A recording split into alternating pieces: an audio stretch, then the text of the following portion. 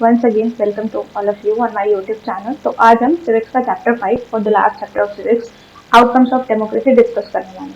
अब चूंकि outcomes of democracy chapter का नाम है तो हमें सबसे पहले डेमोक्रेसी का मतलब पता होना चाहिए। इवन इन सिविक्स मोस्टली जो क्वेश्चन होते हैं वो डेमोक्रेसी के या इस टॉपिक के अराउंड द कॉर्नर ही होता है। ठीक है, आपको मिल जाएंगे ऐसे इससे रिलेटेड ही क्वेश्चन बेसिकली। ठीक है, चलो सबसे पहले डेमोक्रेसी को ही देख लेते हैं।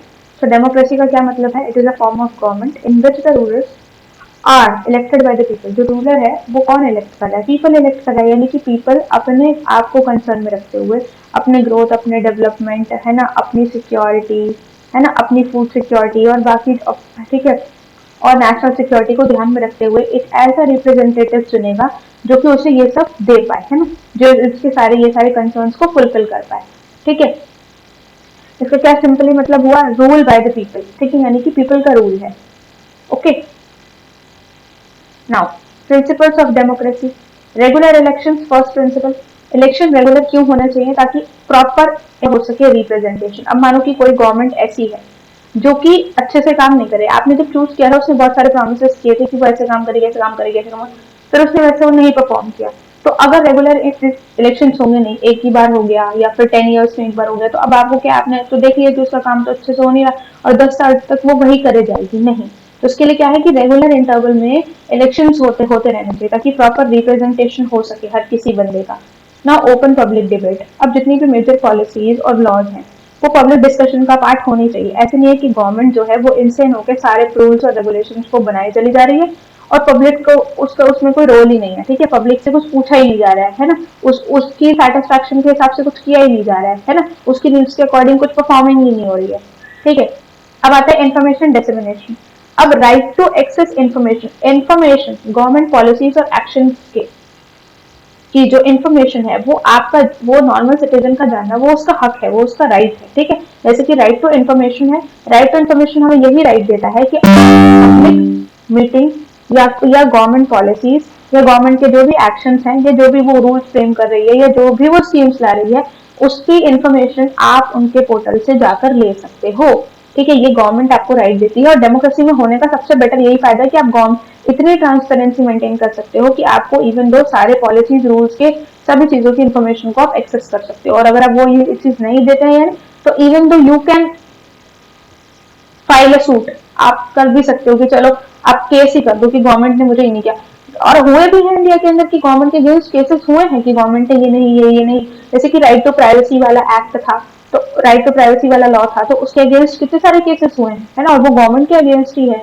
Now corruption free government. अब नाउ कोई भी बंदा जब ये सोचता है कि वो एक डेमोक्रेटिक कंट्री में रहता है तो उसके दिमाग में फर्स्ट चीज यही आएगी कि जो गवर्नमेंट है इस कंट्री की वो क्या होनी चाहिए? करप्ट प्रैक्टिसेस से एकदम अलग होनी चाहिए, ये कोई भी डिवॉइड होनी चाहिए। ठीक है, कोई गवर्नमेंट कोई भी करप्ट प्रैक्टिसेस में इन्वॉल्व नहीं होनी चाहिए, लेकिन हमारे यहाँ ऐसा तो है नहीं।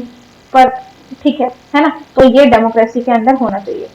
अब हमने डेमोक्रेसी पढ़ा, उसके प्रिंसिपल्स पढ़े, तो उसके फीचर्स भी पढ़ना जरूरी है ना। पॉपुलर सोवरेनिटी, सोवरेन होनी चाहिए कंट्री, मतलब सोवरेनिटी हमारी डेमोक्रेसी का फीचर है कि हम एकदम सोवरेन है, हमारे ऊपर किसी का कोई हक नहीं है। दूसरी कंट्री का आके ये क्लेम नहीं कर सकती कि ये टेरिटरी का पार्ट है और इस टेरिटरी में जो भी लोग रह रहे हैं वो मेरे हैं, नहीं। ठीक है, आप सोवरेन है। Now principle of equality country के अंदर फॉलो होना चाहिए हर किसी चीज में, चाहे अपॉर्चुनिटी हो, पब्लिक अपॉर्चुनिटी हो, प्राइवेट अपॉर्चुनिटी हो, आपको मिलना चाहिए। सिविल एंड पॉलिटिकल राइट्स हर बंदे को मिलने चाहिए। ठीक है, सिविल और पॉलिटिकल राइट्स यहाँ हमारे ये मतलब कि जैसे आपको right to contest in election भी है, आप खुद भी इलेक्शन में कंटेस्ट कर सकते हो, और आपके पास राइट टू वोट तो है ही, तो वो आपका पॉलिटिकल राइट ही है। Regular free and fair election होने चाहिए। ठीक है, इलेक्शन कमीशन इस चीज को इंश्योर करता है। रूल ऑफ लॉ कंट्री के अंदर फॉलो होना चाहिए, ये नहीं कि लॉ से ऊपर या लॉ से ज्यादा किसी को फेवरिंग मिल रहा है। ठीक है, चाहे वो ये नहीं है कि मतलब कि वो अपर कास्ट से बिलोंग करता है तो उसको लॉ के अगेंस्ट जाके कोई फेवरिंग दी जाए, नहीं। फंडामेंटल राइट्स और फ्रीडम इंश्योर करना चाहिए, है ना, जो कि कॉन्स्टिट्यूशन में हमारे तो मेंशन है। और अदर भी कंट्रीज अपने कॉन्स्टिट्यूशन में मेंशन करके चलती हैं कि वो क्या क्या अपने सिटीजन को दे रही है, कौन कौन सी फ्रीडम राइट्स एंड फ्रीडम दे रही है। जुडिशरी जो है वो बिल्कुल इंडिपेंडेंट होनी चाहिए, नहीं कि लेजिस्लेटिव और एग्जीक्यूटिव का कंट्रोल हो उनके ऊपर ताकि और उसकी जजमेंट उससे इफेक्ट होती हो, नहीं। ट्रांसपेरेंट गवर्नमेंट होनी चाहिए, गवर्नमेंट के आप सभी चीजों को एक्सेस कर पाओ। ठीक है, रूल ऑफ मेजोरिटी होना चाहिए।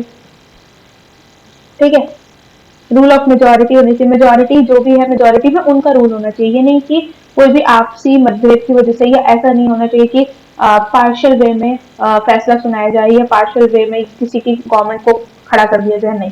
प्रॉपर डिसेंट्रलाइजेशन होना चाहिए, पावर जो है वो डिवाइड होनी चाहिए, नहीं कि किसी एक ही बंदे को अथॉरिटेरियन बना दिया गया और उसके हाथ में ही सारी पावर है, ठीक है, नहीं। डिसेंट्रलाइजेशन होना चाहिए, पावर का डिस्ट्रीब्यूशन अच्छी तरीके से होना चाहिए, ठीक है, ठीक है। तो चलो अब देखते हैं आउटकम्स ऑफ डेमोक्रेसी। तो यही हमारा मेन टॉपिक है, तो इसी को आगे देखते हैं, ठीक है, ओके। सो सबसे पहले हम देखेंगे पॉलिटिकल, और बेसिकली जो आउटकम्स हैं वो तीन तीन उसमें कैटेगराइज हैं, तीन टॉपिक्स के अंदर। एक है पॉलिटिकल, एक है इकोनॉमिक और तीसरा है सोशल, ठीक है। अब पॉलिटिकल में क्या क्या चीजें हैं कि गवर्नमेंट जो है वो बहुत ही ज्यादा रिस्पॉन्सिव होनी चाहिए, ठीक है। ये नहीं आपके कुछ क्वेश्चंस हैं या आपके लॉ से रिलेटेड कुछ चीजें हैं जो आपके अंडरस्टैंडिंग में नहीं है, वो एकदम क्लियर करे गवर्नमेंट, है ना, वो उसका काम है। अकाउंटेबल होनी चाहिए, आपकी हर चीज को लेकर अकाउंटेबल होनी चाहिए, आपकी नीड्स को लेकर, आपके डेवलपमेंट को लेकर, आपके ग्रोथ को लेकर,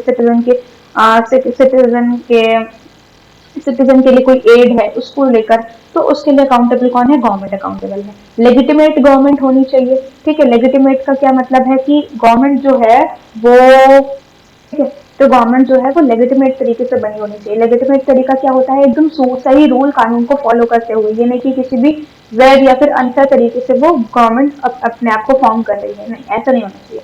तीसरा क्या है, इकोनॉमिक। इकोनॉमिक क्या है कि एक पर्सन की इकोनॉमिक ग्रोथ एंड डेवलपमेंट के लिए, ठीक है, इकोनॉमिक के अंदर आता है। हाँ, रिडक्शन इन इनइक्वालिटी, कंट्री के अंदर इनइक्वालिटी और पॉवर्टी का रिडक्शन होना चाहिए, ठीक है। ये आउटकम्स ऑफ डेमोक्रेसी, अगर कंट्री एक डेमोक्रेसी को फॉलो कर रही है तो वो ये सब इंश्योर करेगी, ठीक है। ना तो सोशल, सोशल के accommodation of social diversity, country के अंदर जो भी कल्चरल और जो सोशल डाइवर्सिटी है उसको डेमोक्रेसी के अंदर एक्सेप्टेंस मिलती है। और हारमोनियस, हारमोनियस तरीके से मतलब सुख शांति और सादगी से जीने का अधिकार हर बंदे को, हर सिटीजन को मिलना चाहिए, ओके, ठीक है। तो चलो अभी देखते हैं benefits of democracy. Benefits of democracy के सबसे पहले, अगर डेमोक्रेसी कोई कंट्री फॉलो कर रही है तो उसको क्या क्या फायदे होते हैं। जो गवर्नमेंट है लिबर्टी और इक्वालिटी और फ्रेटर्निटी का प्रिंसिपल फॉलो कर रही है, तो हर किसी को लिबर्टी, इक्वालिटी में और फ्रेटर्निटी में जीने का अधिकार मिल जाएगा। पीपल गेट पॉलिटिकल एजुकेशन, हर किसी को पॉलिटिकल एजुकेशन और अवेयरनेस से लिंक्ड हो सकता है हर बंदा, क्योंकि राइट टू पॉलिटिकल, आपके पास पॉलिटिकल और सिविल राइट्स हैं, तो उसके अकॉर्डिंग आपको पॉलिटिकल एजुकेशन और अवेयरनेस मिलेगी। नाउ तब government seeks the welfare of all, government का काम है कि वो हर किसी का वेलफेयर सोच के चले और हर किसी का वेलफेयर सोचते हुए लॉज और पॉलिसीज को फ्रेम करे। उसके बाद आता है एडमिनिस्ट्रेशन होता है जो वो बहुत ही अच्छा और रिस्पॉन्सिबल हो जाता है, गुड एंड रिस्पॉन्सिबल होता है अगर कंट्री डेमोक्रेसी को फॉलो कर रही है तो, ओके। नाउ अब देखो, वह democracy is better form of government, democracy he better form of government क्यों है ना, क्यों अथॉरिटेरियन गवर्नमेंट या मोनार्की जैसी गवर्नमेंट को हम अच्छा क्यों नहीं मानते हैं।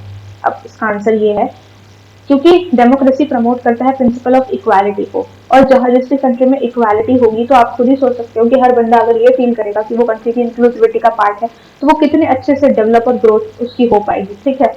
नाउ एनहांसेस द डिग्निटी, हर बंदे की डिग्निटी, है ना, इवन तो डिग्निटी और सेल्फ रिस्पेक्ट भी बहुत इंक्रीज हो जाती है, जिसकी वजह से वो अपने आप को अगर ये सोचे कि ग्लोबली और नेशनली और इंटरनेशनली भी वो अपने आप को काफी अच्छे से प्रेजेंट कर सकता है, इससे भी कंट्री की बहुत अच्छी ग्रोथ होती है। यहाँ पर हम रियल एग्जाम्पल स्पोर्ट्स में देख सकते हैं, ठीक है। Now improve the quality of decision making, हर बंदे की डिसीजन मेकिंग की क्वालिटी इंप्रूव हो जाती है क्योंकि उसके पास वो सारे राइट्स उसे मिल जाते हैं। अगर किसी बंदे को आप राइट्स दोगे, है ना, उसको ये पावर दोगे कि वो अपनी जिंदगी के फैसले ले सके या उसके पास ये सारे अधिकार हैं, तो वो सोचो कि वो कितने अच्छे तरीके से अपनी चीजों को कंसर्न में रखते हुए बेटर डिसीजन को फॉर्म कर पाएगा। Now provide the method to resolve conflicts, अब देखो कंट्री के अंदर डेमोक्रेसी है, डेमोक्रेसी के अंदर आपको एक राइट मिलता है आर्टिकल 32, ठीक है। तो इसके अगेंस्ट अगर आपका कोई भी राइट छीना गया है या उसको वायलेट किया गया है तो आप जाकर डायरेक्ट सुप्रीम कोर्ट में अपील कर सकते हो। और जब आप डायरेक्ट सुप्रीम कोर्ट में अपील कर सकते हो या हाई कोर्ट में अपील कर सकते हो, उसका मतलब ये है कि जो कंट्री के अंदर जो भी कन्फ्लिक्ट हो रहे हैं वो आसानी से रिजॉल्व हो जाएंगे, ठीक है। Allow room to correct mistakes, है ना, हर बंदे को अपनी मिस्टेक्स करेक्ट करने का रूल भी मिलता है कंट्री के अंदर। डेमोक्रेसी है भाई, हर किसी को अपने राइट्स हैं, वो उतनी फ्रीडम है कि वो अपनी, अगर वो गलती कर रहा है तो उस गलती को सुधारने का भी उसको इस डेमोक्रेसी के अंदर वो राइट मिल जाता है, ठीक है। तो इसी के साथ ये चैप्टर भी फिनिश हो गया, आपका सीरीज पूरी तरीके से फिनिश हो चुका है। अब मैं डेली एमसीक्यूज भी अपलोड कर रही हूँ, तो आप उन एमसीक्यूज को भी देखो। अब ठीक है। वो एमसीक्यूज आपके लिए इंपॉर्टेंट इसलिए हैं क्योंकि हर चैप्टर से आपको एमसीक्यूज तो पूछे जाने वाले ही हैं। अगर आप सॉल्व करके जाओगे कुछ एमसीक्यूज तो आपकी प्रैक्टिस हो जाएगी, है ना, और वहां पर जाके आपको इतना दिमाग लगाने की पेपर में जरूरत नहीं पड़ेगी। ठीक है, तो प्रैक्टिस करते रहो और वीडियो को देखते रहो। Thank you so much, bye bye.